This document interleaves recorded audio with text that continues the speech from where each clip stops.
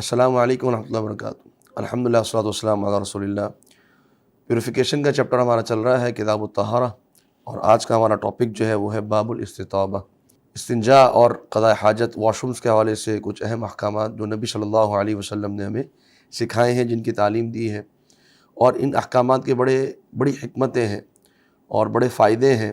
اگر انسان ان کے اوپر صحیح طور پہ عمل کرے۔ اور ایز اے مسلم ہماری یہ ذمہ داری ہے کہ ہم ان کو سمجھیں بھی اور ان کو اپنائیں بھی اپنی زندگی کے اندر۔ آج کے ایپیسوڈ میں انشاءاللہ جو ہم ٹاپکس کور کریں گے،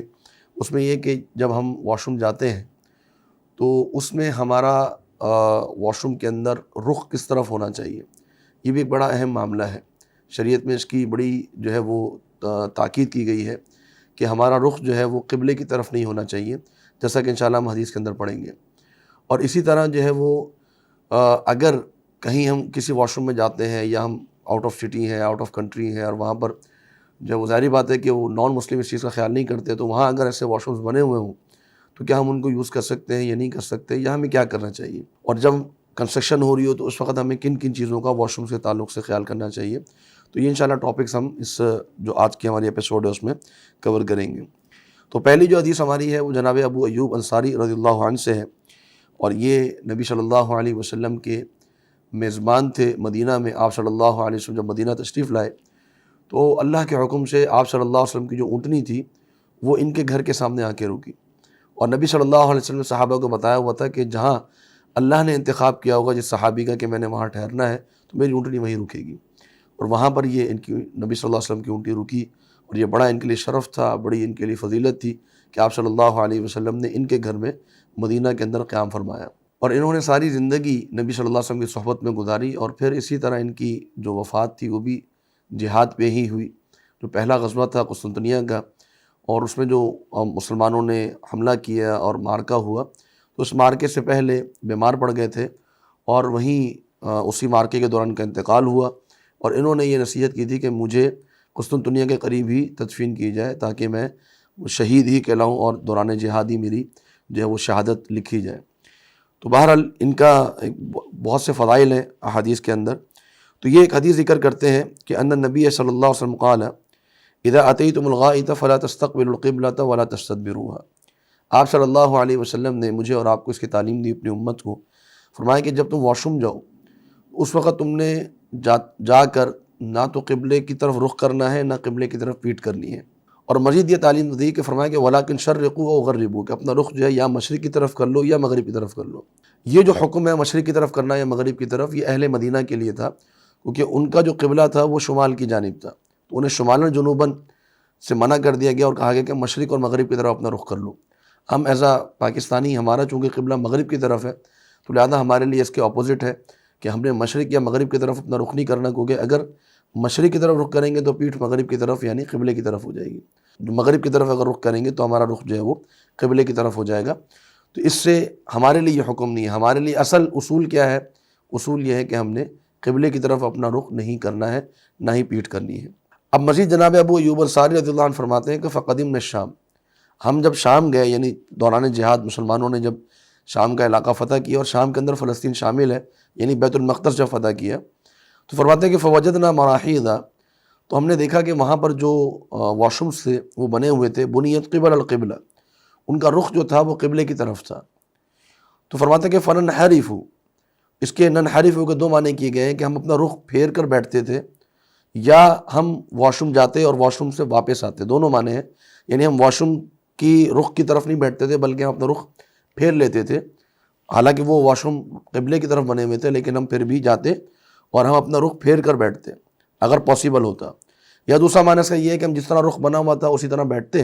اور پھر ہم جب باہر نکلتے تو نستغفر اللہ تعالیٰ، ہم اللہ تعالیٰ سے استغفار کرتے، یعنی ان واش رومز کو یوز کرتے تھے اور جس طرح بنے ہوتے تھے اسی طرح یوز کرتے تھے، لیکن ہم پھر بعد میں اللہ تعالیٰ سے استغفار کرتے۔ تو اس حدیث میں یہ بات واضح ہو گئی کہ جو واش رومز ہیں، یا انسان اگر مثال کے طور پہ سفر میں ہے، کہیں باہر کسی جگہ پر ہے، تو وہ یہ دیکھ لے کہ میں واش روم جاتے ہوئے، قضاء حاجت کرتے ہوئے میں اپنا رخ جو ہے وہ قبلے کی طرف نہ کروں۔ تو یہ بہت اہم حکم ہے۔ وجہ کیا ہے؟ کیونکہ قبلہ اور بیت اللہ، اللہ کا گھر، وہ ہمارے مسلمانوں کے نزدیک بہت احترام والا ہے اور بڑی حرمت والا ہے، اور ہم اپنی نمازوں کے اندر، اپنی دعاؤں کے اندر قبل رخ ہوتے ہیں، تو واش روم میں قضاء حاجت کرتے وقت اس کی طرف رخ کرنا یہ ایک لحاظ سے اس کے احترام کے خلاف ہے، بے احترامی آپ اس کو کہہ لیجئے، اور یہ درست نہیں ہے۔ اور جتنی بھی ایسی چیزیں جن کا ایک احترام ہم پر فرض ہے، لازم ہے، تو اس کے حوالے سے ہمارا جو سلوک ہے، ہمارا جو رویہ ہے، ہمارا جو معاملہ ہے وہ یہی ہونا چاہیے۔ جیسے مثال کے طور پہ اگر سامنے والد بیٹھے ہوں تو انسان کو اپنی ٹانگیں نہیں پھیلانی چاہیے۔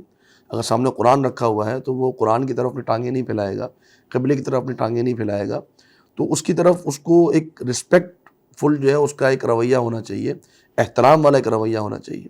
تو یہی تعظیم اور یہی احترام ہمیں قبلے کے تعلق سے بھی سکھایا گیا کہ واش روم میں جائیں گے بھی تو اس وقت بھی ہمیں اس کا خیال کرنا ہوگا کہ ہمیں بیت اللہ کی تعظیم اور اس کے احترام کا ہمیں خیال کرنا ہے۔ اس وجہ سے اللہ رب العالمین نے ہمیں اس کا حکم دیا۔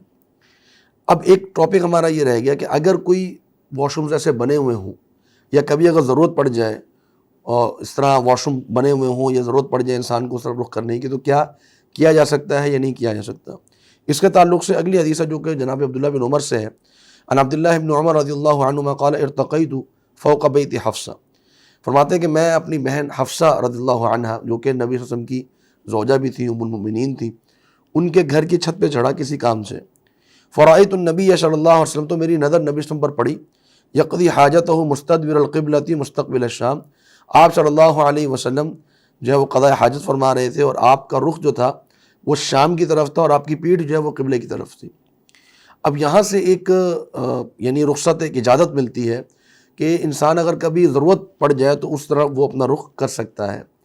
علماء نے اس چیز میں ذکر کیا ہے کہ اگر آپ کسی بلڈنگ کے اندر ہیں جہاں واش رومز بنے ہوئے ہیں، آپ کے آگے کوئی اوٹ ہے، کوئی دیوار ہے، کوئی چیز ہے، تو پھر ضرورت کے تحت جو ہے وہ قبلے کی طرف پیٹھ کی جا سکتی ہے، رخ نہیں کرنا چاہیے، پیٹھ کی جا سکتی ہے۔ لیکن جب کنسٹرکشن ہو رہی ہو تو اس وقت ہمیں اس کا خیال کرنا چاہیے، اور جو کنسٹرکشن کے وقت ہمیں بتا دینا چاہیے کہ جی اس طرف قبلہ ہے، لہذا اس طرف جو ہمارے واش رومز ہیں، WC ہیں، یہ کموڈ وغیرہ جو ہم یوز کرتے ہیں، تو اس کا رخ ایسا ہو کہ وہ نہ پیٹھ قبلے کی طرف ہو، نہ ہی ہمارا چہرہ جو ہے وہ قبلے کی طرف ہو۔ لیکن اگر ہم کبھی باہر جائیں اور وہاں اس طرح کا ماحول بن جائے تو اس میں